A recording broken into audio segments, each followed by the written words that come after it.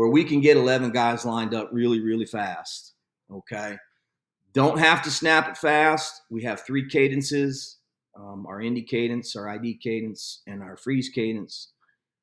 That's not the purpose of this topic. The topic is to show you how to make it so you can get lined up fast. And if you are no huddle, then how to be creative with that kind of verbiage. There are 2 tags that we carry. We'll carry a stack tag, and that means a 2-man surface on the left side of the screen there. For instance, black, again, that's 11 personnel. Black would go with brown. He would have his hand in the dirt on the left or right side in black and brown.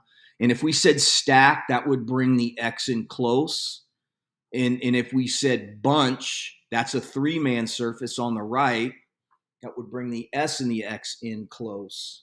And then, again, play call would align those 3 people in bunch and those 2 people in black as to who's on, who's off, those types of things.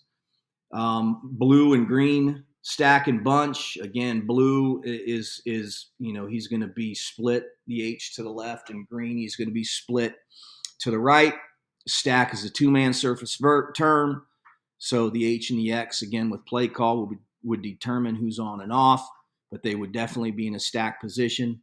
And with a bunch and a 3-man surface, again, we would have those 3 players depending on the play call in a bunch. So we do carry, but we did feel like that one simple tag that covered, a lot of different 2-man stacks and 3-man bunches. That one verb added piece of verbiage did not slow us down enough to keep it out of the playbook. But these are the only 2 things that we would carry in order to help our alignment and with some creativity and still go fast. Here's a look at a brown stack. Again, we're going to run the drive concept here, so we wanted to get this guy closer to the H in order to help get that rub. You can see we're going through an ID cadence here. The quarterback is kicking the protection to pick up the slide there. And then, quite wisely drops off the ball on a 3rd down call to get us the first. But this is a look at, we could call brown swap and get the X wide, or in this case, we could call a brown stack swap and get the X tight. And again, within 10 seconds, we can get lined up and then go through that type of cadence for our guys. Okay. This would be an example of a blue stack. In this particular case, we did tell our other wide receivers to stack as well. The drive, again, got them closer to the ball. We could run a blue stack with a 4 verts concept, and they would certainly split wider, and it would also change who's on and off the ball. So allowing the play to help these guys understand. Guys, I'm telling you, as a ball coach, you can have 45 different alignments to make sure they get aligned right. And then call the play. And I'm telling you, with experience, your guys are going to be thinking about how to get aligned while the quarterback's going through his downset hike. The ball gets snapped, and now they're running the route too short. They're blocking the wrong guy. Their eyes aren't up on the defense. It's been my experience, if you just get them in a general space, like, okay, blue is the H left detached. All right. Blue puts H in number 2 and X left X in number 1.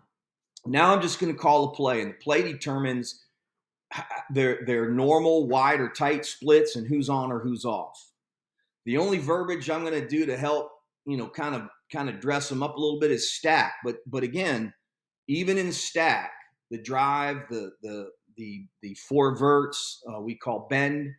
We could have an inside run blocking concept going on, whatever it is, would determine, again, the width of how they're going to align in their stack, who's on and off in their stack.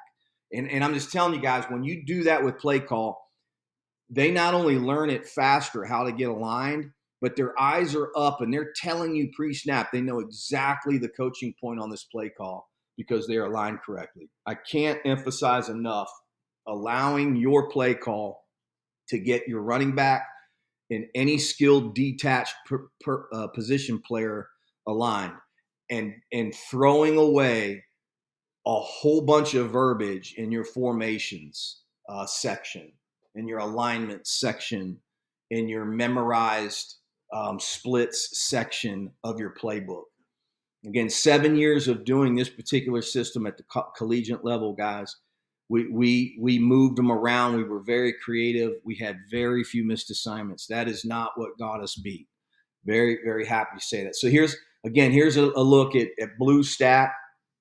We told the kids on drive, we wanted the drive side to be tight. We wanted to stack the opposite side to try and help the dig get open. And again, just from a box standpoint and a read standpoint, we got the man coverage we wanted. The first look man beater beat the rat, and again, get a completion when you can. Here's two looks at the bunch. Here's a green bunch.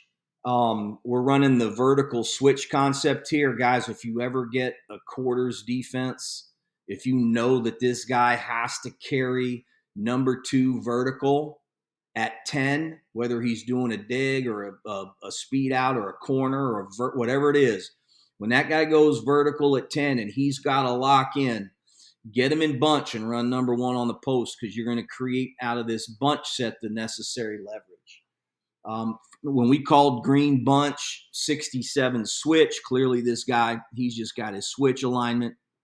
But in this particular case, we wanted to get a width split out here and get the switch going. Forgive me, I circled the wrong guy in the beginning. It's the new number 2 going vertical right here. When you get that clamp, you're going to get the inside leverage. So there's a really good look at a wide version of switch.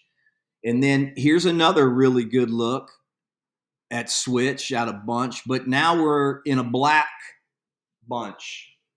And in this version of black bunch, we wanted the H to go ahead and stand up, even though he's technically attached to the tackle. We wanted everybody to understand that this was a tight bunch that we wanted to throw the switch on. And again, with an open look and the quarters down and 11 personnel, you're going to get a lot of quarters. Certainly 11 personnel where you're in a duo blocking set. This is a really good way, again, to throw the post. We call it the skinny on switch.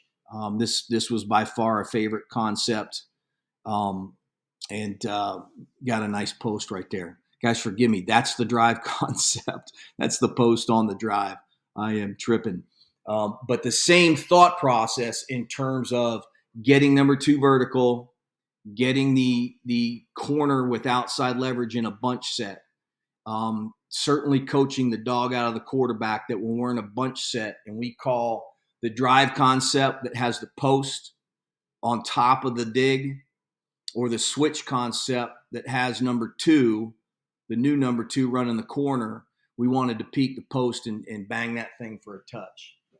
But for purposes of this particular discussion, 2 different ways to get a tight bunch or a wide bunch out of a 2x2 or a 3x1 set. Again, just using the verbiage bunch and stack and allowing play call to get your kids lined up. Okay,